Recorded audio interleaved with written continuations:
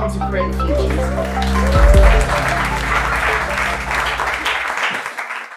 There's operational things that can be done, but not just, in Poland, for example, it's not touch technology, it's finger vein technology, and you can get your money out. So when you go to a store, why wouldn't, as an employee, why wouldn't you unlock the stockroom by touching it and knowing who you are when you go in? I mean, why do we have employee cards now when we go in? And why do we have to pass those things when biometrics is at a place that we could actually use them to access work? So it's not just in retail, and what we were talking about is it's super exciting because all this thing is converging now, all these things are, and it's about the new ideas that are coming out of these really heavily invested and quite rich technologies.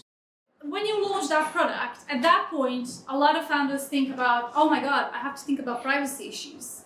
Because we all use devices and we voluntarily give up our data without even thinking, what is this company using my data for? Who has access to this? You know, we all click some terms and conditions and terms of use, you know, accept, we don't even read that.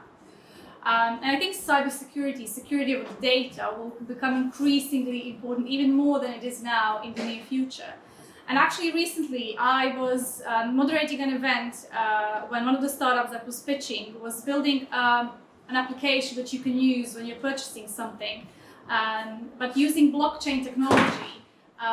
There's no way anyone can get access to your data because it's using biometrics, it's using your finger or you know, your basically face. You have to scan that before you sign up. But it's amazing, and I wasn't even aware that, you know, using blockchain we can completely like remove that back door. There's no back door which when you access, when you crack down the system, you can get other people's data.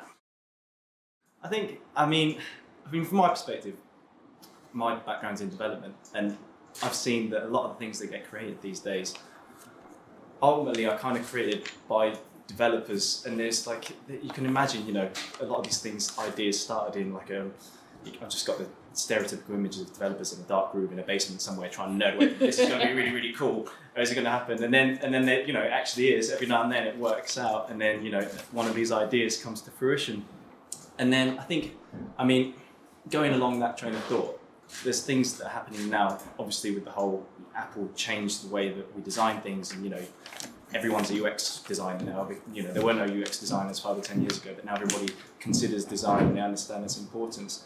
And I think the same thing is happening in terms of kind of the ethical approach, and, you know, people are understanding that whereas design had an impact, has a big impact on the way that we use technology, ethics is also coming into that role. But there can be great applications that just don't do it. Like I went to buy a crepe the other day, had my little paper loyal card because I love my free stuff, and they told me, oh, we don't do this anymore. We have an app. And I said, what? And now I don't have space on my phone. Who does? And I do delete pictures with my family to download your stupid loyalty app. Then they told me I would get the crepe for free, so I did it. But that could be easily solved with a bot. Like, bots can do this thing for you. You don't need to download it. You can communicate in a meaningful way where it counts. Yes. So yeah, I think we have the right tools, but sometimes we get overwhelmed that, oh, I need to use it, rather than thinking, okay, but how do I need to use it?